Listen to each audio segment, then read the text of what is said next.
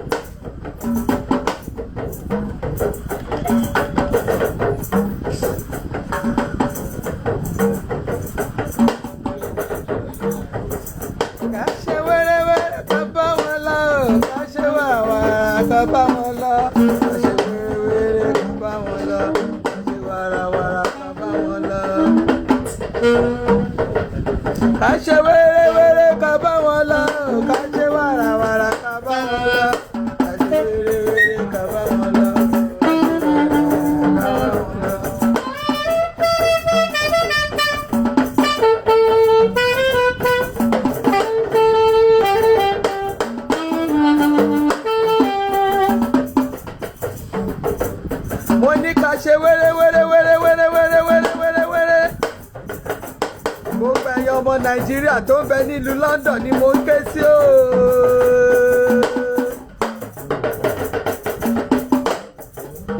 Mo ní gbogbo ọmọ Nàìjíríà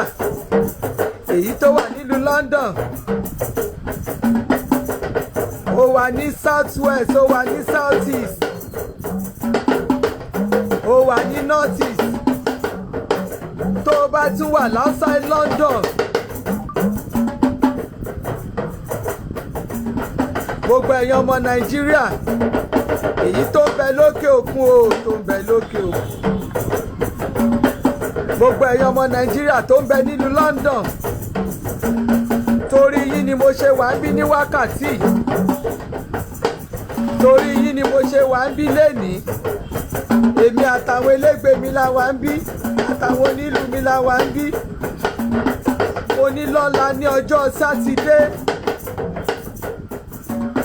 political rally of the year, political rally of the year. Ó máa ṣẹlẹ̀ nílùú London, ó máa ṣẹlẹ̀ nílùú London. Mo ní ọ̀la ní ọjọ́ Sátidé on the 6th. Fún gbogbo ọmọ Nàìjíríà èyí tó ń bẹ nílùú London, èyí tó mọ nǹkan tí wọ́n ń ṣe,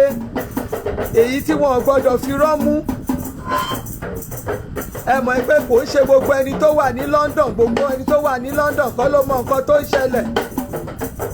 Ọmọ Nàìjíríà tó ń bẹ lókè òkun tó ń wálé dáadáa, àwọn tó mọ nǹkan tó ń ṣẹlẹ̀ nílé tó mọ scores, àwọn tí ò easy láti manipulate. Ọmọ Nàìjíríà tó wà nílùú London gangan ni mò ń ké sí o, àwọn ni mò ń ké sí o.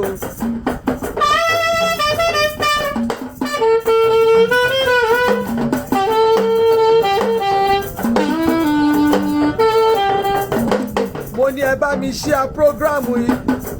ẹ bá mi share ṣáàtì yìí fún gbogbo ọmọ Nàìjíríà èyí tó bẹ nílùú London. Mo ní ọ̀la ní ọjọ́ Sátidé, ó ń ṣẹlẹ̀ ní Denmark Hill, ní Denmark Hill Community Hall. Ibẹ̀ ni rally ti fẹ́ ṣẹlẹ̀ lọ́la o, ló ti máa ṣẹlẹ̀ lọ́la. Ọmọ Nàìjíríà tó wà nílùú London, mo ní kó má fọ́ rárá fáwọn psycho fans. Mo ní má fọ́ rárá, má wo gbogbo àwọn tó ń parọ́ yẹn o, má wo gbogbo àwọn tó ń parọ́ yẹn o. Ọmọ Nàìjíríà tó bẹ nílùú London, ẹ yá mi létí yín.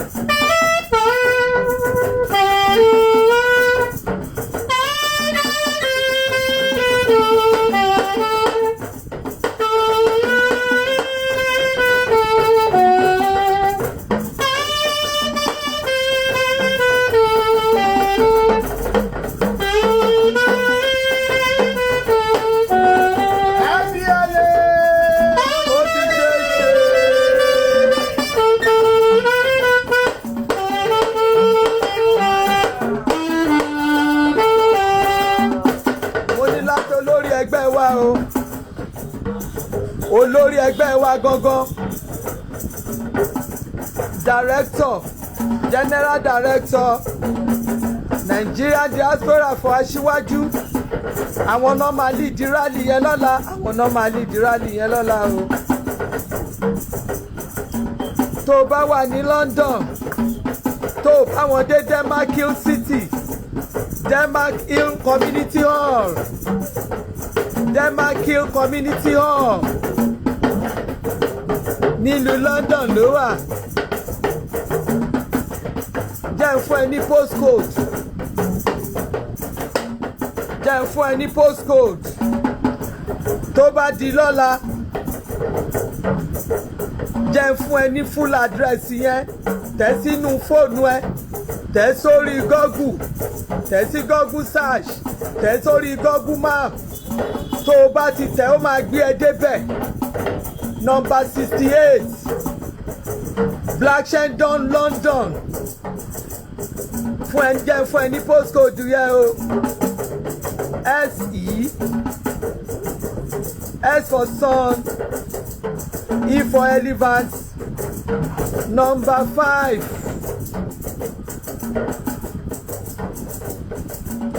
fi àmì sílẹ̀ díẹ̀ number 8 H for house L for lion L for lion L for lion ṣó mọ tí ẹlí yẹn tó dúró fún lion of body long lion of body long Aṣíwájú Bọ́lá Ahmed Tinubu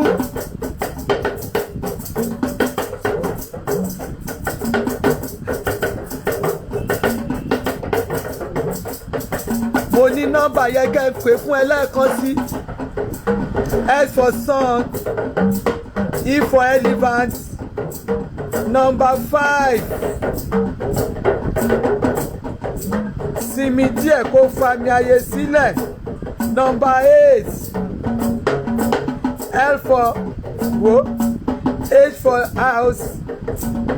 tó kan L that is H 8HL 8HL SE 5 8HL àwọn náà fẹ́ ṣe rálì lọ́la o náà fẹ́ ṣe rálì lọ́la ibẹ̀ yẹn gangan náà ti máa ṣe rálì jíjẹ mímú ti rọrùn o jíjẹ mímú ti rọrùn o.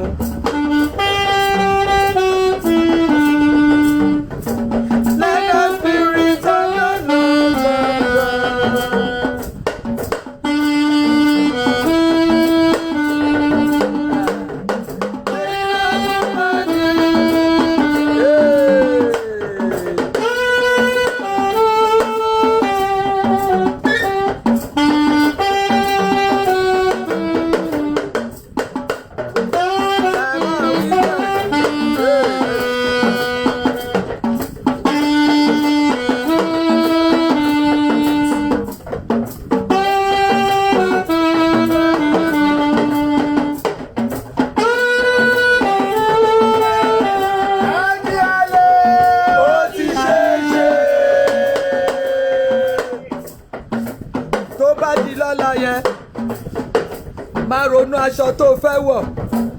free t-shirt and cap ó wà lọ́la tó bá ti fẹ́ wá tó bá ti débẹ̀ béèrè fún free t-shirt and cap ẹ láti bá wa péjọ o láti bá wa péjọ mo ní gbogbo free souvenir ló wà níbẹ̀ àwo òròjọ́ àwo òbẹ́ nìkan sọ̀rọ̀ àwo òbẹ́ nìkan pariwo bó bá wù yín kẹ́yìn mú tó bá wù yín kẹ́ mọ́jú tó bá wù yín kẹ́ ṣépè tó bá wù yín kẹ́ búwa tó bá wù yín kẹ́ yín mú o ẹ̀yin lẹni mú yín o mo ní gbogbo yímúyímú gbogbo yímúyímú gbogbo yímúyímú kòkòrò kòkòrò kòkòrò kòkòrò kòkòrò kòkòrò ló ń jẹ yín nímú o kòkòrò ló ń jẹ yín nímú o mo ní àwa ò fọ́ a ò kó yẹn jẹ a ò gbọ́ yín mú ibi tá ń lọ làwa ń wò ibi tá ń lọ làwa ń wò mo ní 2023 láṣẹ Ọlọ́run láṣẹ Èdùmàrè Tinubu ló máa ṣe. Tó bá wù yín kẹ́ bínú, tó bá wù yín kẹ́ ṣépè, tó bá wù yín kẹ́ bú wa, tó bá wù yín kẹ́ mọ́jú. Iṣẹ́ Ọlọ́run ò gbé yín, a ò gbé ṣẹ́ran yín. Tinubu ló máa ṣe láṣẹ Ọlọ́run. Tinubu ló máa ṣe. Tó bá di lọ́la ní ọ̀la ní on the 6th, mo ti sọ fún yín tó bá wà nílùú London, tó bá lọ sí Denmark community, tó lọ sí Denmark community, ó kàn wà nílùú London ní kàn wà nílùú London ní ó mọ nǹkan tó ń ṣe ń bẹ̀. Ó yẹ kó wà níbẹ̀ láti mọ nǹkan tá à ń ṣe níbẹ̀. Níbẹ̀ wọ́n á fún ẹ ní oríṣiríṣi ohun tí ìdí tó fà á tó fi yẹ pé aṣíwájú jáde láti represent ọmọ Nàìjíríà, láti represent wa ní àkókò yìí. Má bá wọn bọ́jú ọjà wúra o, má bá wọn bọ́jú ọjà wúra o.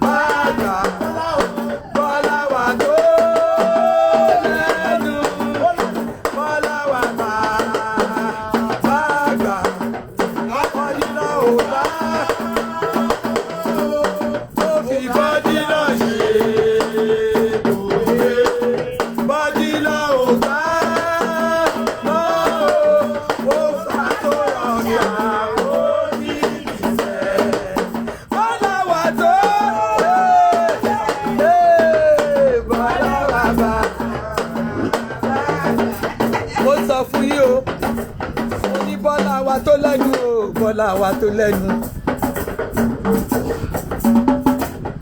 Bọ́lá Ahmed Tinubu ó lẹ́nu ó lẹ́nu ó lẹ́nu ó lẹ́nu ó lẹ́nu o. Olókìkí olọ́rọ̀ àfẹ̀yàn sọ̀rọ̀ ní Bọ́lá Ahmed Tinubu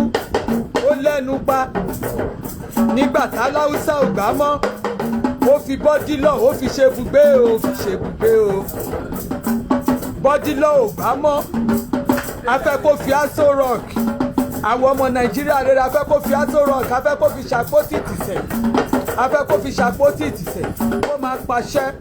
pàṣẹ fọ́ba, kó máa pàṣẹ fún jòyè, kó máa pàṣẹ fọ́kùnrin, kó pàṣẹ fóbìnrin torí pariwo lẹ́nu ó lè ṣe òun ló lè ṣe òun ló lè bá wa kojú ẹ̀. ẹ̀yin ọmọ nàìjíríà tó wà lókè òkun ẹ má fọ́ mo ní kẹ́ má fọ́ rárá ẹ má wo bẹ̀yẹn rárá ọ̀rọ̀ ẹ̀gùn ẹnu wọn ló pín sí ọ̀rọ̀ ẹ̀gùn wọn ni wọn ló pín sí. bẹ́ẹ̀ ni ọ̀rọ̀ ẹ̀gùn ẹnu wọn ló pín sí kọ́sọ̀ kan láàárọ̀ kọ́sọ̀ míì lálẹ́ tó bá di lọ́la wá sọ̀ míì tó bá dọ̀tún la wá sọ̀ míì àwọn tó jẹ́ pé aago ni wọ́n bá ṣiṣẹ́ gbogbo wákàtí ọ̀tọ̀ lọ̀rọ̀ tẹ́ máa bá lẹ́nu wọn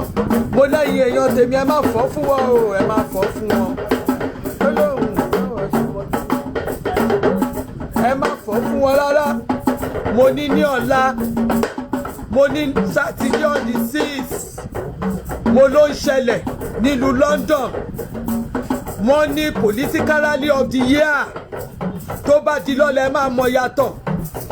mọ yàtọ̀ sọ́mọ onílé àti àlejò lọ́la wọ́n ti ń ṣe oríṣiríṣi rally ní London tó bá di lọ́la ẹ máa rí yàtọ̀ ẹ máa mọ nǹkan tá à ń sọ fún yín ẹ máa mọ̀ pé òótọ́ ọ̀rọ̀ là ń bá yín sọ òótọ́ ọ̀rọ̀ là ń bá yín sọ. ọmọ Tinubu ló lè ṣe ọkọ Olúrẹ̀mí ló lè ṣe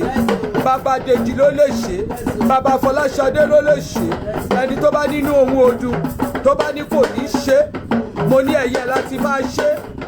onírú àwọn èèyàn bẹ́ẹ̀ yẹn mo lẹ́yìn wọn láti máa ṣe mo nítorí pé Bọ́lá ló kàn Bọ́lá ló yẹ lórí Bọ́lá ló yẹ lóyè Bọ́lá la gbádé fún òun la fẹ́ kó lọ aṣojú wa àwa ò fẹ́ lomi o a ò fẹ́ lomi o afẹ́ni tó lẹ́nu ní Aso Rock afẹ́ni tó lè pàṣẹ ní Aso Rock afẹ́ni tó mọ̀ ń pa ẹ̀ afẹ́ni tí ẹnu ẹ̀ ká lù afẹ́ni tí ẹnu ẹ̀ ká lù afẹ́ni tó lè pàṣẹ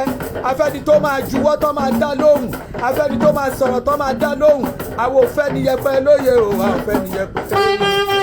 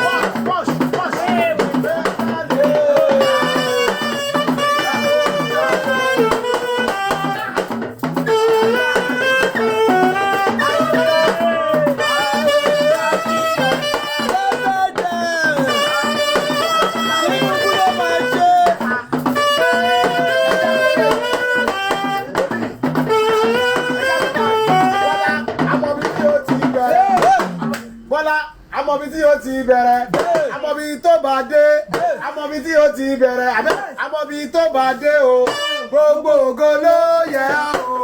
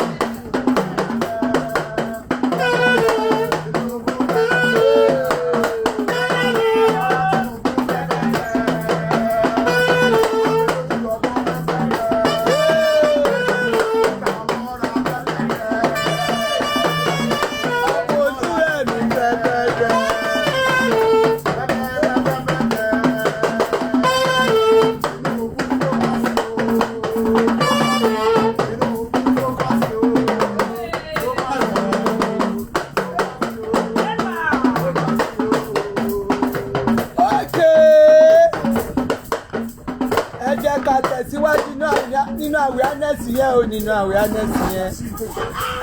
gbogbo ẹ̀yà ọmọ Nàìjíríà tó ń bẹ ní London jẹ́ kán mọ̀ mo ní ká jẹ́ kán mọ̀ ọmọ Nàìjíríà tó ń bẹ ní London ẹ má fọ́ rárá ẹ má fọ́ rárá ẹ má kẹ́ anybody jẹ ẹ rìn síbi tó bá wù yín ẹ ṣe nǹkan tó bá wù yín tó bá mọ̀ lọ́kàn ara yín pé rọ́nà pa fún ẹ o ìrọ̀nà pa fún ẹ lórí ìkànnì táwa yìí ní Nàìjíríà tẹ́tí mọ̀ lọ́wọ́lọ́wọ́ ní Nàìjíríà tẹ́tí ń gbénú ẹ̀ kò sí nǹkan tó ń jẹ́ pé kò síbò mo ní 2023 ìbò máa wà ọ máa dìbò a máa dìbò a máa tẹ̀ka tó bá di lọ́la ẹ lọ wo nǹkan tó máa ṣẹlẹ̀ l'Anambra ọ máa dìbò ọ máa tẹ̀ka àwọn ẹmọ Ìgbò ó ti dó lórí ẹni máa kú ló máa kú ẹni máa kú ló máa kú ilẹ̀ Yorùbá tá wà níbí ẹnikẹ́ni ò ní kú láàrin wa àwọn òrẹ́dì àti fẹnikẹ́ni àrẹ́dì àti fẹ̀jẹ̀nikẹ́ni ṣe tutù àwọn kan ti lọ gbowó láti sọ pé kò ní ṣeé ṣe ṣùgbọ́n wọn ò lẹ́nu wọn ò lówó lọ́wọ́ wọn ò léèyàn wọn ò lè lọ́rọ̀ wọn ò réèyàn gidi wọn ò lẹ́ni tẹnu tẹ̀lé wọn wọn ò lọ́rọ̀ nítorí pé ọ̀bàyéjẹ́ ni wọ́n ọ̀bàlújẹ́ ni wọ́n wọn ò lágbára tó jọba wọn ò lẹ́nu tó jọba wọn ò lè ṣe kankan fún jọba ìjọba lágbára ó lágbára ju gbogbo èèyàn lọ ó lágbára ju gbogbo èèyàn lọ. tó bá di 2023 a máa dìbò presidency èyí tí wọ́n fi sí February ìbò yẹn máa wáyé kò sí nǹkan tó jẹ́ pé ìbò ní wáyé kò ṣe pé kò sí nǹkan tó ń jẹ́ pé àwa kan tó o bá ń ṣe nǹkan nínú Nàìjíríà tó o bá lẹ́ni lẹ́yìn o ò lè pa nǹkan kan wọ́n lẹ́ni tó bá lẹ́ni lẹ́yìn ló máa ń pọ̀ bọ́ wọn ò lẹ́ni lẹ́yìn wọn ò lólógbò kódà wọn ò lé eku lẹ́yìn mo ní eku gọ́tà ò lè tẹ̀lé wọn lẹ́yìn o eku gọ́tà ò lè tẹ̀lé wọn lẹ́yìn o nítorí 2023 a máa dìbò ìjọba níjọba ń jẹ́ ilẹ̀ Yorùbá àti wá bí mo ní àdúgbò wá bí ní South West ibẹ̀ nìbò yìí kàn àárín Yorùbá nìbò yìí kàn má jẹ́ kó fi búrẹ́dì fún ẹ lómi ọbẹ̀ lọ kò sí nǹkan tó ń jẹ́ pé kò síbò kò sí nǹkan tó ń jẹ́ pé kò síbò ìbò máa wáyé ẹ má dàbò nù ẹ má jẹ́ kó parọ́ fún yín propaganda òun náà ń ṣe fún yín propaganda òun náà ń ṣe fún yín kò sí nǹkan tó ń jẹ́ pé kò síbò propaganda náà ń ṣe fún yín.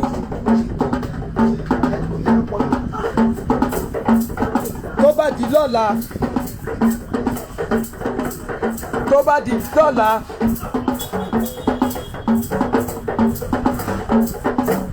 ní on the 6th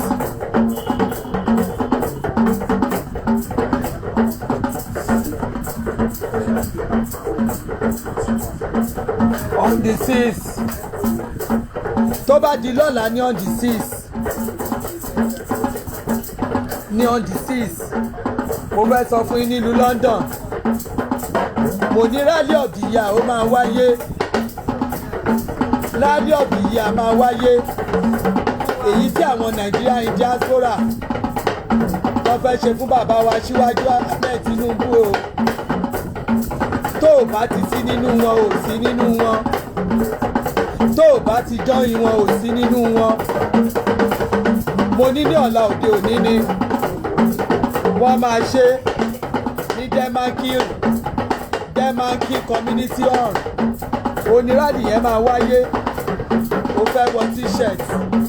ó fẹ́ wọ cap souvenir lóríṣiríṣi ó máa bá ń bẹ̀ gbogbo ẹ̀ ó wà ń bẹ̀ o ò ní ìdá ti bọ́dà lórí souvenir o máa rí cap o máa rí t-shirt o máa rí oríṣiríṣi àwọn nǹkan tí wọ́n ti tẹ̀ gbogbo àwọn associate Bọ́lá Ahmed Tinubu gbogbo àwọn náà ti dìde fórí project àwa yìí.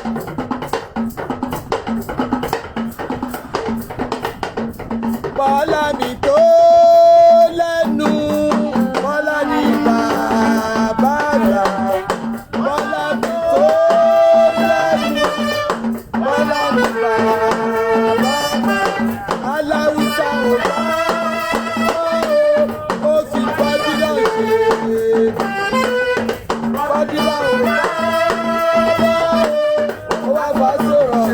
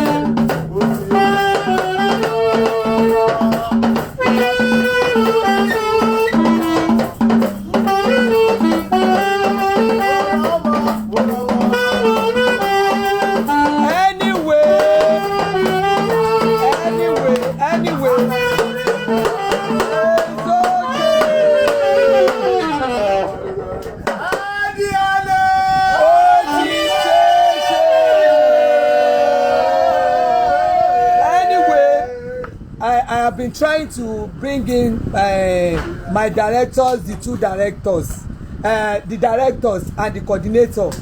I've been trying to bring them in. I don't know why he's doing like this. I don't even know. Mo try láti bí mo ṣe ń try láti bring wọn in láti ẹ̀ ti jẹ́ kí wọ́n bá wa sọ̀rọ̀ láti do bọ́ọ̀tì ẹ̀pẹ́ náà but irú sìn díjí wa ti wà ń bíbá yín sìn and I've been trying to add in. I don't know why this thing is like this. Mo ti try láti add wọn kò gbà mí láyè àti add wọn. Bá a ṣe ń try láti add ló ṣe no answer from the live guest. No answer from the live guest. So dàbí pé ẹ̀yin lọ́hùn yín yẹn gangan ni because the same thing náà ló ń sọ fún mi fún national coordinator wa ọ̀gbẹ́ni Caesar 2 the same thing náà ló ń sọ ó dàbí pé ẹ̀yin gangan ni ẹ̀yàn àṣẹ̀bẹ̀ mi send kìíní sí yín bí mo ṣe ń add yín ó sọ pé ẹ máa wo ó sọ fún mi no answer from live from the guest so mi mọ̀ nǹkan tẹ̀ ń bẹ̀ yẹn mi understand it èmi invite yín but no answer from your side so anyway for tomorrow I'm calling all Nigerians in London. I'm here today to tell you about what is going to happen tomorrow. Tomorrow is going to be the rally of the year in UK, United Kingdom. Let me tell you something. Tomorrow you will know that we have people that lives in London. People that understand what is happening in Nigeria. That is why tomorrow, that is why the headquarters of this group, Nigerian Diaspora for Asiwaju 2023, they now organize a rally for tomorrow. It's going to happen at Denmark Hill Community Hall. Denmark Hill Community Hall. I'm trying to add you. See, it's no answer. I'm trying to add you. Boya from Facebook. I don't know. I'm trying to add you. I have tried to add you several times. Even both of you. I tried to add DG and I tried to add the national coordinator. So I want to tell you what is happening tomorrow because I want my DG, that is Dr. Lee Akinbadeji, the Director General of this organization, that is Nigerian Diaspora for Asiwaju 2023. I want him to just talk to you, to address you, to tell you much about what is going to happen at Denmark Hill Community Hall tomorrow. So as I've been trying to bring him in and he's not responding. So let me just tell you, tomorrow, Saturday,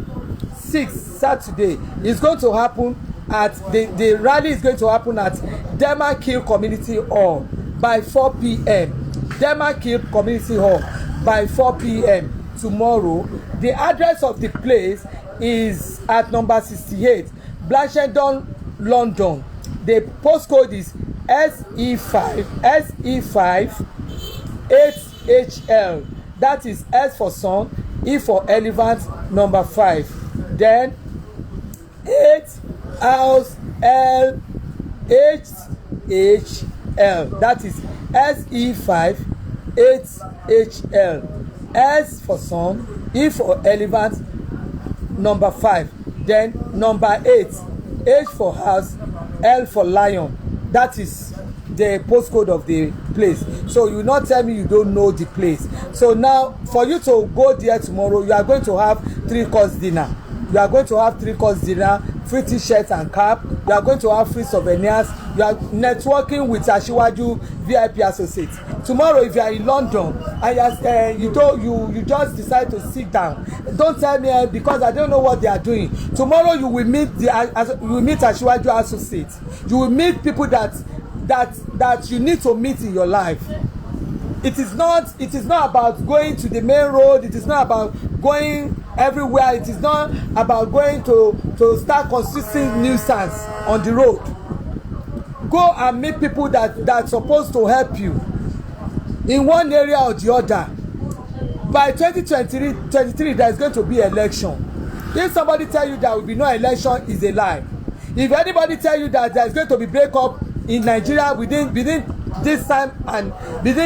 till next year or 2023,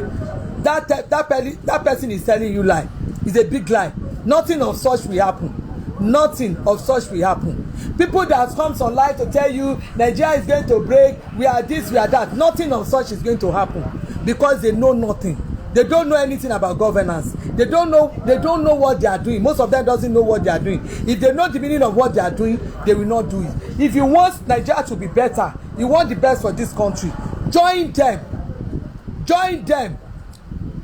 So go and contribute your own quota. If you are there, that is when you can change something. If you are not there, you can't change anything. You cannot just be in your house and start saying Nigeria is this, Nigeria is that. If you don't join hands to change it, nothing is going to change. Now, let me tell you, I'm very happy if I see Nigerian youth, if I see some of the youth that believe in this country. Some people, it's not everybody that will travel abroad. So don't just say abroad is this, all the abroad that all of you are talking about. People that owns the country, the youth, the adults of that country, they did not leave their country for any sycophants, for anybody to destroy. That is why you are there. That is why you are so proud of them. So you lè wà nílùú òyìnbó ká máa sọ̀kò fún àwọn tá a wà nílé. Àwa máa dúró tẹ́ anybody yín ni. Ẹ wo nǹkan tó ṣẹlẹ̀ nílẹ̀ Ìgbò ìṣẹ́mọ̀ yà wọ́n tó ti kú dànù. Ó wá yá sí yín àwọn kan wọ́n fẹ́ máa negotiate lórí ayé ẹ̀yin kan. They are playing on your intelligence. Ṣóye yín wọ́n fẹ́ máa negotiate lórí ẹ̀yin kan láti máa fi ayé ẹ̀yin kan ṣe kọ́ máa fi ayé ẹ̀yin kan tọ̀tà káàtì. Tó bá wá yá ìjọba wá pè wọ́n sórí rántè wọ́n máa sọ pé òkè èló ni kọ́ fún wọn nǹkan tó rò pé ó máa ṣẹlẹ̀ nílẹ̀ Yorùbá nìyẹn ṣe mọ̀ pé àwa Yorùbá máa ń já sí gan Yorùbá já sí gidi béèyàn nílẹ̀ Yorùbá kò sí nǹkan tó jọ béèyàn kọ́kọ́ kí ni wọ́n máa palẹ̀ mọ́ ẹ̀ ńlẹ̀ ní ẹ lè fi ayé wa ta káìtì torí pé ẹ̀yin fẹ́ gbowó lọ́wọ́ ìjọba ẹni bá fẹ́ gbowó lọ́wọ́ ìjọba ẹ wọnú igbó lọ kẹ́ lọ́ máa lọ jà ń Sambisa ẹ lè fi ayé wa ta káìtì ẹ̀mí ti bọ́ gbogbo nǹkan ti bàjẹ́ nílẹ̀ Ìgbò àwọn kan ọ̀ṣẹ̀ wá bọ́ síta wọ́n ní wọ́n lè dìbò ṣó yẹ kí wọ́n sọ pé wọ́n tún lè dìbò báyìí àwọn èèyàn wá ṣẹ̀ wá jáde àwọn kan ṣẹ̀ ń sọ pé òkè àwọn tó ń jà fún wọ́n ní wọ́n lè dìbò lẹ́yìn tó ti náwọn èèyàn gbọ́dọ̀ jáde nǹkan tó fẹ́ lò fún wa nílẹ̀ bíbá yìí nìyẹn àwa dẹ̀ ti tètè gbọ́n mọ́ wọn lọ́wọ́ ẹ mọ̀ pé Yorùbá smart gan a smart ìgbà táwọn ọmọ Ìgbò bá ń sọ̀rọ̀ nípa business Yorùbá máa ń ro ọgbọ́n orí ni a smart wọ́n pè mí síṣẹ́ yẹn mi ò ṣe ní mi ì lè bá yín ṣe mi ò lè bàlú jẹ́ mi ì lè ṣe propaganda tó bá wùn kẹ́ bú mi tó bá wùn kẹ́ sọ̀rọ̀ tó bá wùn anything say anything you like ìwọ ló lẹ́nu ẹ̀ ẹ̀yin lẹ lẹ́nu yín it's not a must kó wà lórí friend list mi it's not a must kó jọ̀rọ̀ mi ìbá yín ṣe gan torí mi ò bá àwọn èèyàn ọ̀bàyéjọ́ ọ̀bàlújẹ́ ṣe ìkà ni yín ìkà ló pọ̀ láàrin yín ìkà ló pọ̀ láàrin yín ẹlòmíì kò yẹ lóye ẹlòmíì àlóhùn fẹ́ gbadé àpàpàǹdodo gbogbo ẹ̀yin tó bá jẹ́ pé ẹ fẹ́ gbadé ẹlòmíì àlóhùn fẹ́ gbadé títẹ bá ti lọ bá Tinubu tí ò bá ti dá sí fún yín ẹni Tinubu ò fún yẹn ẹlẹ́nìkan ẹ̀ẹ́dẹ̀ni wo inú ìlú bíi tẹ̀wá sáwọn tẹ̀wá nílùú yẹn sán nífẹ̀ẹ́ yín ẹ̀yin lẹ́ máa jà Tinubu ni ò fún wọn ládé Tinubu ló ń gbé wọn ládé kiri ẹ máa jà ní ẹ̀yin lọ́tà Tinubu nìsín ẹ̀yin tẹ́ ẹ wá pò tẹ́ ẹ rí pò ẹ̀yin lọ́tà ẹ̀ ẹ̀yin tẹ́ ẹ ní ẹ lọ jókòó ẹ jẹ́ kẹ́lòmíì dúró jẹ́ kẹ́lòmíì tún jẹ́ ní kò kí jẹ́ kí ìlú fẹ́ yín ó lè ọ̀bàyéjẹ́ ó lè ẹ jẹ́ kẹ́lòmíì jẹ́ ọdún kẹlò ní Tinubu ti ṣe gọ́vnà lù ọdún kẹlò bàbá ẹ̀ ti ṣe gọ́vnà ṣùgbọ́n ẹ̀yin kan ẹ ó kẹ́ lọ jókòó lásán gbogbo ẹ̀ lárí gbogbo yín lárí a máa dúró tì yín ẹ gbàgbé òṣì òṣèlú ti dé ọ̀rẹ́ di àti ń ṣe a máa dúró tẹ́nibọ́dì yín a máa dúró tì yín ẹ máa lọ dẹ́gbẹ́ yín lẹ̀ ẹ tí ò bá dẹ̀ dẹ́gbẹ́ ẹ bá dúró ẹ máa dúró tì yín ní tàbí kẹ́ ẹ lọ dá ẹgbẹ́ tí yín lẹ̀ tó bá yí sí àti kẹ́gbẹ́ jọ ẹ lọ dẹ́gbẹ́ yín lẹ̀ ẹni ẹ lè control ẹni tó bá máa control ẹgbẹ́ á jẹ́ pé ó mọ̀ ńgbà tí wọ́n dẹ́gbẹ́ lẹ̀ á jẹ́ pé ó mọ̀ ńgbà tí wọ́n kówó ẹgbẹ́ lẹ̀ á jẹ́ pé ó mọ̀ ńgbà tí wọ́n dá ẹgbẹ́ yẹn sílẹ̀ ẹni tó bá ní Tinubu bá wò nínú APC ó máa kó ní APC kò sí pé àwa la jẹ́ ẹgbẹ́ tó o bá wà nínú àwọn 34 tí wọ́n dá APC lẹ̀ tó bá wà nínú wọn bọ́sà kò sọ̀rọ̀ kò kí ṣẹ̀yìn ọmọ ẹ̀yìn tẹ́ ẹ̀ mọ nǹkan kan pa kínní tọkọ lọ pè just unfortunate set of idiots lẹ́kọ̀ọ́ máa pè lẹ́yìn kan máa lò against àwọn kan àwọn tá a máa lò ní ibi tá a bá lẹ́nu dé ni ẹ lè lé wa torí àwọn ò lé yín nobody can intimidate anybody ẹ máa stay lórí ọwọ́ yín everybody gbé candidate ẹ jáde kémi náà ta tèmi èyí tẹ fi ń bọ́ sàtẹ fi ń ṣépè kiri yẹn ẹ ta candidate yín ẹni tí ò ní kan ṣe ni ẹ má dì wá lọ́wọ́ mú torí àdìyín lọ́wọ́ mú ẹ dúró lórí ọwọ́ yín ẹ máa wà lórí ọwọ́ yín ni àwa gan ti dúró tí Tinubu ló máa ṣe tó bá wùn yín kẹ ẹ bá mọ̀jú ẹ bá yín mú ẹ bá ranjú ẹ bá pòṣé ẹ bá buwá àwọn òràn yín ibi táwa ń lọ làwa ń wò we remain focus bẹ́ẹ̀ ṣe bú ń gbàyè Buhari ẹ bú ẹ fẹ́ bú wa pa Buhari débẹ̀ àwo ò kí shake àwa I remain focus torí most of you olódo ló pọ̀ nù yín olódo ló pọ̀ nù yín ẹni tí ò kàwé ló pọ̀ nù yín tó jẹ́ pé àìmọye tó jẹ́ pé gbogbo yẹn máa sọ kẹ́ òun ní am this am that ẹ̀ ní kankan ẹ̀ nínú ní online lánàá ní everybody kàn gbé wọ́n gbé ẹ̀rí MC Olúọmọ wọ́n fún doctorate o ẹ̀yin half educated illiterate gbogbo ẹ máa ṣe bí ìgbà tó ẹ pé ẹ mọ ìwé ẹ kàwé wọ́n fún yàn ní honorary ní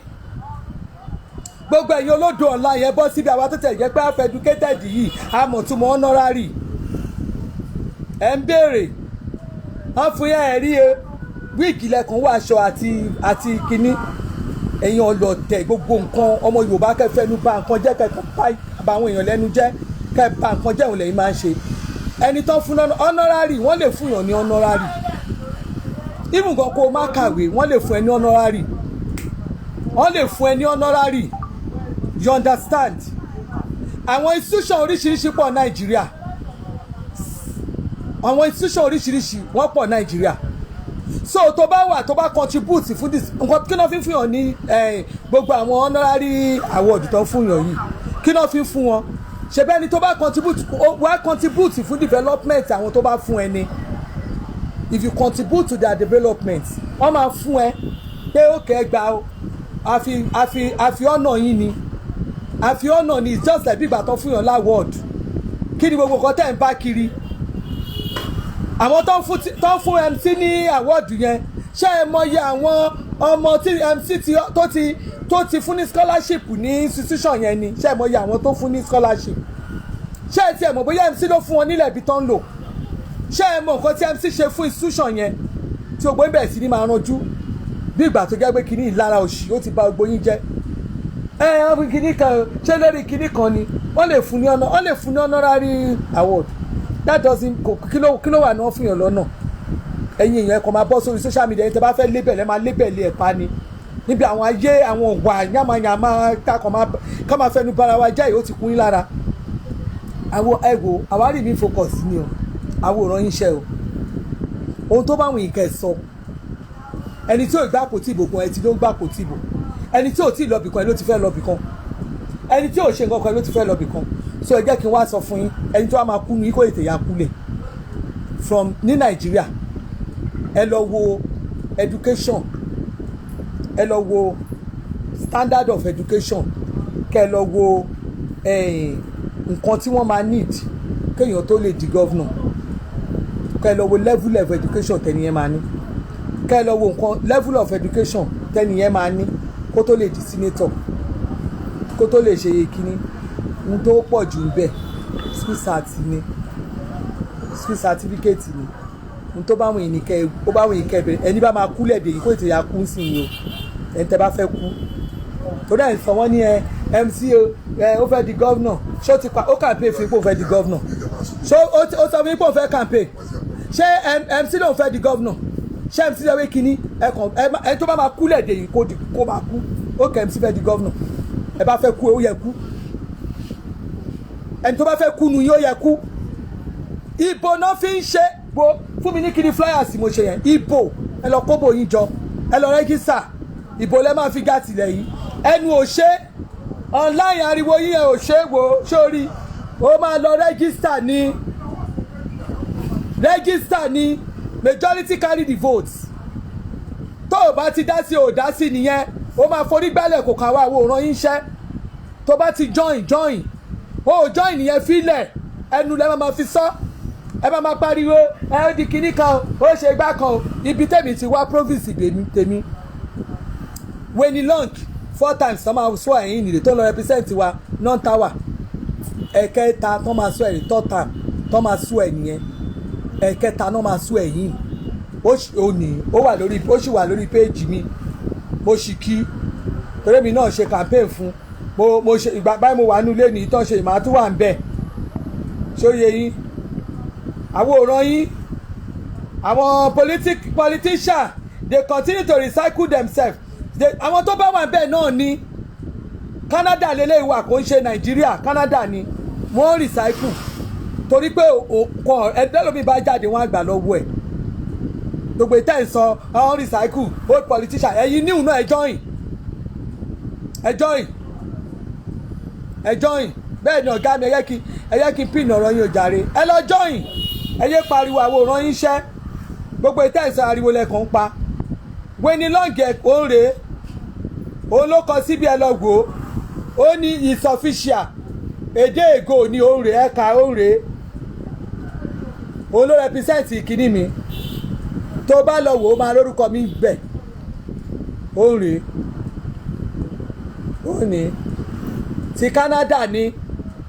òun ní tàdúgbò mi mo ní nọ́mbà direct mo ń pè dáadáa má wà lé mo máa pè é mo ń lọ sí kíní campaign kíní ẹ̀ mo wà ń bẹ́ẹ̀ tó báyìí mo wà ń bẹ́ẹ̀ báyìí last one tó ṣe mo wà ń bẹ́ẹ̀ àjọṣe campaign ni àjọṣe thank you fáwọn èèyàn ni mo wà ní group ẹ̀ sẹ́ni bá máa kú nu yín kó kú ẹlẹ́ẹ̀kẹta rè ó tún wọlé so ó wà káàkiri àgbáyé tó bá fẹ́ join tó bá ní join fílẹ̀ ó ti yẹ ìyàwó fọ́ fún yín gbogbo ìtẹ́ ìṣe yẹn bó bá wo ẹ ṣe show 5 million ká ẹ pérò jọ ká ẹ pé bó ẹ tí ìtàn tó fẹ́ dìbò lé àwòrán yín ṣe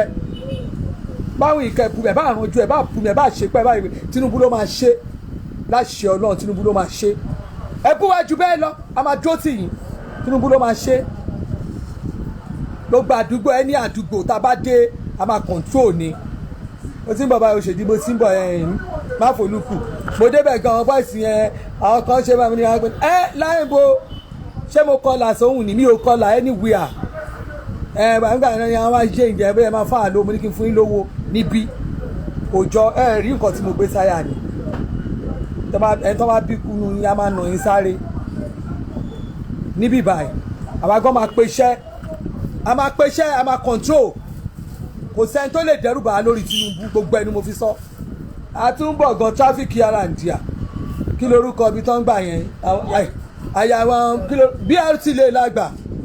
ó yẹ ẹni ṣo tọrọmọ ìjọba làwa gbogbo àwọn tó wà lọ́nà gan wọ́n bìlà fọ́n ga wọn ni Ifá Èkó ni orélé yóò bìlà who born dog níbo who born dog níbo lẹ ti fẹ́ dẹ́rù bà wá kò ń ṣe Èkó lé ìmọ̀ o kò ń ṣe ní ìwà kó tẹ́ ń ṣe South West yìí Tinubu lẹ́nu pápápá ẹ̀rọ orin tá à ń kọ fún yẹn ni ó lẹ́nu anywhere àwọn bàbá yóò lẹ́nu àwọn leader yóò lẹ́nu àwọn tó tẹ̀lé yóò lẹ́nu gbogbo àwọn tó tẹ̀lé yín àsàmàfù wọn àwọn leader tí ò lẹ́nu àwọn I never shop baby náà leader àwọn ẹ̀rí àwọn sakabula leader àwọn sọ fún yín ni wọ́n sọ fún yín kọ́ sakabula leaders àwọn leaders yín náà àwọn tó ń fún yàn jẹ àwọn olè alájẹtán leader akótilétà leaders àwọn tó ẹ fẹ́ máa fi wá trade Buhari ò ràn yín Buhari ò ń jókòó orú nǹkan bẹ́ẹ̀ yẹn ṣé àgbẹ̀jọ́ Buhari máa ń jókòó níbù lọ́dọ̀ tí ẹ̀gọ́ tó yẹ sẹ́ pé máa jókòó máa bá wọn ṣe meeting bàbá wo kò ràn anybody behave anyhow give it to them anyhow bó ṣe wà nìyẹn bàbá yìí ò ràn anybody yín ṣe lẹ́yìn ṣe wèrè kan ẹ dáná yáyà láyà wọn ẹ tó bá wọn kò dúró nù yẹn rí pé kò ẹ tẹ́ ẹ ẹ̀sẹ̀ pé wọ́n máa pè wọ́n fún meeting ó yẹ kí Buhari pè wọ́n ní kó pè wọ́n fún meeting àwọn òun náà pè fún meeting abẹ́ ń ṣí kí Buhari pè fún meeting ní gbogbo national issue ní nǹkan tó wà nílẹ̀ kí Buhari pè fún issue definitely ẹ̀ mọ̀ máa ṣe ẹ fẹ́ dàlúrú mọ́ wa lórí wọ́n pè fún meeting wọ́n pè fún meeting tùlájà bàbá tí ò ràn yín iṣẹ́ á pè fún meeting ìbò anybody tó bá ṣe nonsense ẹ fẹ́ ṣe kí wọ́n ní kó ló ń ṣe abẹ́ ń ṣí language I understand wọ́n máa give it to you ni wọ́n máa fún wọn ní takotako ẹni gbogbo wọn bàbá tó jáde anywhere tó dé around world leaders ẹni bọ́ ṣe yé èlé ẹni wọ́n bá ń jókòó tì ẹ̀yin tẹ́ ní nǹkan tẹ́ pé wọ́n tẹ́ ní òjò yín lójú ó lọ sí Saudi lásán kan ní ọlọ́run mílíọ̀nù sọ máa fi máa gbé tọ́wọ́n sójà báyìí fi tẹ̀lé wọ́n lọ́ọ̀fù ẹ̀ ní kò sí ìlú tí Tinubu Buhari dé wọ́n fún ní first class royal treatment ní gbogbo àwọn gọ́ọ̀mẹ̀ntì àwọn presidents yẹn fún because he is the most uncorrupted leader in the world bàbá tí ò jí lówó kò mú kankan yín ó ṣe gbogbo nǹkan wá fún wa kí lẹ wá fẹ́ ká ṣe fún àwọn kan wá dé wá ń dà lúrú ń tàn àwọn tó wà nílẹ̀ Ìgbò tí wọ́n máa dìbò abẹ́ ti gbàgbé wọ́n ní kó dìbò wọ́n náà máa dìbò lọ́la lójú yín ẹ̀yin ọmọ Yorùbá máa wá jókòó ẹ̀yin náà fẹ́ trade ẹ̀ ẹ fẹ́ dànù kání ká má lè dìbò bó jẹ́ èèyàn mẹ́wàá ló dìbò ní ẹni unity lọ́la wọ́n máa kà bẹ́ẹ̀ ni wọ́n bá wọn tó bá dìbò yẹn wọ́n máa kà ohun tí ìjọba nídìí ní pòkè ẹ̀yà kámẹ́rà wọn díẹ̀ wà ń bẹ̀ wọ́n dẹ̀ máa dìbò gbàgbé wèrè wọ́n máa dìbò gọ́vnà mi máa jẹ lọ́la yẹn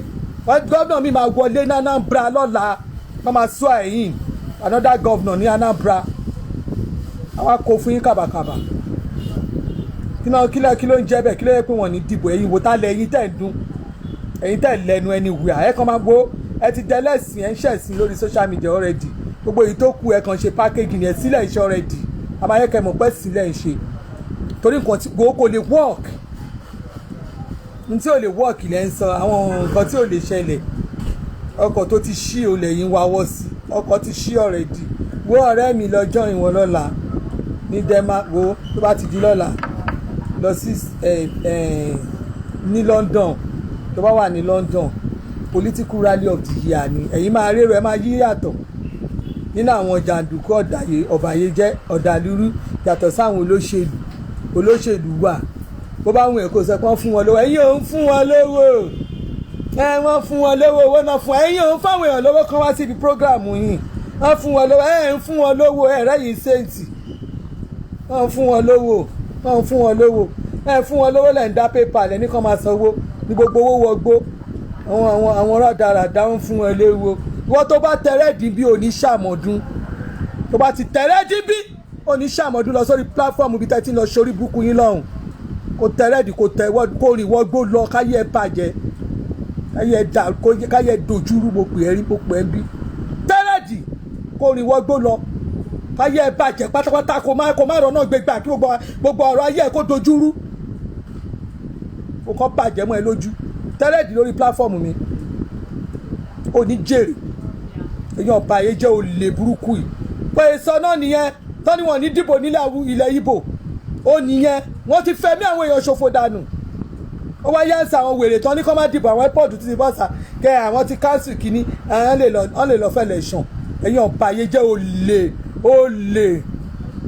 olè èyàn am rubber by trick olè wọ́n wá sọ lọ wá ṣe pé kinní kan ajẹ́ṣẹ́ tí wọ́n pè mí sí àwọn òbá ń jọyìn kan mọ bàlújẹ́ ni abẹ́ ń ṣí talẹ́ fẹ́ gbé sáré máa gbé aláya bàbá ńlá kú bàbá yín sáré kàbàkàbà ẹ jẹ́ ká ṣe face to face àwọn ọba ayé jẹ́ tí wọn ò ju kán máa lọ ẹ máa ń lọ kán lọ máa yan òyìnbó pa àwọn èèyàn kán máa bá yà wọn mọ ìyàwó tó ti ṣòfò dànù ní ilẹ̀ Ìgbò yẹn ìyẹn lẹ fẹ́ gbé wọ bí ẹ tó bá kú nu yín a máa lọ yín mọ́rin ni kò ní jẹ yín ìyẹn aṣèré olè àwọn ọba ayé jẹ́ olè ẹ̀yin tèmi ẹ máa gbọ́ political rally of the year lọ́la máa pẹ́pẹ́ yín pa lórí ìkànnì táwọn máa pẹ́pẹ́ yín ayé yín máa bàjẹ́ sí mi lọ́wọ́ abẹ́ ń ṣe eré political rally of the year lọ́la Saturday on the 6th ní Denmark Hill Community Hall ibẹ̀ ló wà number 68 Blackendon London ẹ jẹ́ kí n fún yín Southeast ló wà SC5 8HL Southeast London ló wà abẹ́ ń ṣe àwọn ta ní sẹ́ẹ̀tì yín bí ó wà ń bí by music ẹ wo ó wà ń bẹ̀ o music wà o tí kọ́sìnà ó wà ń bẹ̀ free aṣíwájú t-shirt and cap free souvenirs networking ìyẹn gangan ni kókó networking with VIP associates of aṣíwájú kò ń ṣàwọn kan wá ṣe networking pẹ̀lú àtọ́ àmọ́ ranjú lórí kínní ní títì tí wọ́n máa pariwo they kill us o wọ́n ń dó wa mọ́nú oko mímọ́ nú oko wèrè táwọn wèrè dálẹ̀ tán dó wọn mọ́nú oko mímọ́ yẹni tẹ́ mú jáde tán bó dó mọ́ oko gbogbo àwọn propaganda orí burúkú òṣì tẹ́ ń ṣe kiri ilẹ̀ abẹ́ ìṣì ẹ wá ṣe nẹ́tíwọ́ọ̀kì pẹ̀lú àwọn èèyàn gidi tani ò fẹ́ béèyàn gidi rẹ̀ ẹ lọ́ máa bá àwọn olórí burúkú àwọn bàbá tí agbádá wọn gan rùn tán bá mú jáde ní wardrobe àwọn lídà lágbádá àwọn onídùn lágbádá gbogbo àwọn lídà yín àwọn tó jẹ́ pé máa bá wọn pàdún tán bá jáde ni àwọn lídà aláyán lídà never shop àwọn lídà send me money for data mi ní data àwọn lídà yín nìyẹn náà ẹ send the money for data for us ṣe báwọn lídà yín nìyẹn àwọn bàbá máa send 10,000 sákàǹtì yín àwọn lídà elébi tó jẹ́ pé àwọn èèyàn látàyè lọ báyìí tá àti mọ̀ wọ́n Nàìjíríà báyìí wọ́n ń ta àwọn èèyàn ni wọ́n ń ta wọ́n ni ṣé wọ́n sí ẹ lọ wo ayé Abacha kẹ́ lọ wo iye àwọn Yorùbá leaders lọ bá ń lé kẹ́ lọ wo àwọn tó lọ gbó lórí Abíọ́lá wọ́n wá délé ni wọ́n fẹ́ negotiate wọ́n ti mọ bọ́ ṣe ń ṣe wọ́n tó ti dùn mọ́ wọn lẹ́nu wọ́n ti mẹ́nu ẹ̀ bí ìjọba ṣe ń fún wọn lówó kó kẹ́yẹ kọ́ máa fi pacify wọn Buhari ò lè pacify anybody ó máa rubbish yín ṣàrìnà jìmù àyín ti Belgium náà ẹ má wọrí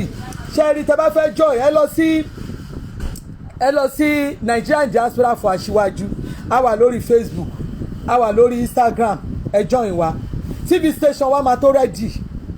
in the next 1 week ṣe a máa wà ní TV station àwọn ò wá ṣeré o Nigerian Diaspora for Aṣíwájú iwájú la wà àwọn ò sí lẹ́yìn o force ni wa iwájú la wà ẹ lọ́ máa ṣe kínní àwọn yes àwọn leader tó ń gba grant onírà dáadáa kò síbi tá àti ní representative ẹgbẹ́ yìí wọ́n bẹ̀bẹ̀ join ẹgbẹ́ tiwa ni àwọn òsínú ẹgbẹ́ máa bẹ̀bẹ̀ olórí burúkú àwọn set ẹ̀yin ò mọ àwọn tó wà lẹ́yìn wa ọ̀gá mi Dr. Lee Badeji Akinbadeji doctor ni ẹ mọ woman leader wa doctor lòun náà Ronke Tomori ẹ mọ àwọn olóyè wa ìyálọ́jà gbogbo Nàìjíríà onímẹ́tàn wa tí wọ́n ọ̀tọ̀ ni àwa yàtọ̀ àwa gbogbo Nigerian Diaspora ó wà ní Ghana ó wà káàkiri gba ibi táwọn ọmọ Nàìjíríà bá ti wà ní bẹ́ẹ̀ láti náà representative sí ẹ má lọ fọ́ rárá ẹ má fọ́ fẹ́ ní bọ́dì gbogbo àwọn ẹni yẹn ẹ fẹ́ máa lọ ṣe babaláwo wọ́n fẹ́ dá yín padà sí àárọ̀ àdúrà mélòó lẹ gbàgbọ́ tọ́lọ̀ ń ṣìgbọ̀ wọ́n fẹ́ máa ní ká máa pe babaláwo ká máa ṣe olówó ẹyọ lórí social media ẹlòmíì tó ti gba Jésù wọ́n fẹ́ gba Jésù lọ́wọ́ yín wọ́n gba Quran lọ́wọ́ ẹlòmíì wọ́n máa ní ká máa pe babaláwo bàbá olórí burúkú wọn lórí láti ló kàn yàtọ̀ babaláwo àwọn babaláwo are never shop àwọn babaláwo tí wọ́n mọ̀ pé COVID ń bọ̀ àwọn babaláwo tí wọ́n lè lọ bá wa gbà fáwọn Fúlàní àwọn babaláwo jẹ́ pé ẹ wo abámọ́dá gbogbo àwọn kiri tán lò fún yẹn abracadabra ni ẹ má lọ wo gbò yẹn ẹ má lọ fọ́ wọ́n dá òfò ra bẹ́ẹ̀ ni ó ń bọ̀ ẹ jẹ́ kí n pin ní kọ́mẹ̀ntì yẹn má dá òfò rally torí tí nǹkan mo ṣe wá ṣe ń bìbà mo fẹ́ ṣe lórí like page mi tẹ́lẹ̀ lórí fan page mi but torí tí mo ṣe láti lè gbé wọlé kò dé wọlé mo ń ṣe kò wọlé má dá òfò rally ni rally tán ṣe rí ẹ̀rọ pé àwọn rally and never shop ẹ̀ ń lọ síbi iṣẹ́ táwọn èèyàn máa hàjẹ́ olú ẹ̀yin máa ráwọn èèyàn gidi lọ́la àwọn wíìsù ẹ máa rí àwọn wíìsù kò ń ṣe àwọn rádaràda àwọn iṣẹ́ àwọn tó jẹ́ pé báwo la ṣe fẹ́ gbé gbà ọ̀gá ń gbọ́ mo ti dé London mi ríṣẹ́ ṣe ó jẹ́ bó bá ríṣẹ́ ṣe tó rọ̀nà gbé gbà ó jẹ́ lọ join wọ́n tọ́nà ẹ̀dẹ̀ ti dá London ó tún lọ ní networking bàbá wa ń ṣe ń sìn tí gbogbo ẹ̀ tí wọ́n á ṣe kínní kí wọ́n máa garùn àwọn tó ń ṣe kínní lánàá wọ́n ń garùn nínú àwọn ìjọba ti bí o tó bá ń lọ garùn kan lọ garùn ni wo ṣé ìnílé ti ṣí already ìrìn ti jẹ àti wo á ti rìn jìnnà o kọjá gbogbo yẹn mo ní kí wá sọ fẹ́ yẹn àwọn ọ̀tá ló fẹ́ máa dẹ́rù bà ta ló ń rí ta ló ro ti yàn abẹ́ ń ṣe nonsense ṣe anyhow kó lọ ṣe nonsense kó lọ máa jàkàrà anyhow máa jàkàrà ni máa relegate ẹ̀ to nonsense who are you ta ni ìwọ tó fẹ́ bàjọba jà ta ni ẹ́ àwọn tó ní fọ̀tán lè kánná gan rí bàbá Abíọ́lá ẹ̀ bàbá kí lórúkọ Awólọ́wọ̀ bó ṣe lówó tó ṣẹ̀wọ̀n jọba ká ní ò ṣẹ̀wọ̀n jọba ó ní bọ́n ṣe máa gbà lọ́wọ́ ẹ̀ tó bá ní omi kí ló ń ṣe yín báwọn tí ń ṣe fẹ́ yàtọ̀ ní ayé technology tí gbogbo kọ́tẹ̀ tí wọ́n wà sí tẹ́ bó bá ti rìn wọ́n ti mọ ibi tó rìn lórí fóònù ẹ̀gán ti mọ ibi tó wà àbẹ́rẹ́ ń ṣe tàlẹ́ fẹ́ máa tì anyhow èmi lẹ fẹ́ máa tì èmi ẹ̀yàn máa ṣe ẹ̀yin tẹ́ ẹ̀ fó ṣe kankan ẹ̀ ní kankan tẹ́ nílé ẹ̀ gbójú lẹ́nì tì ń lé ẹ fẹ́ kí aláya yín kó ṣòfò ẹ̀ ní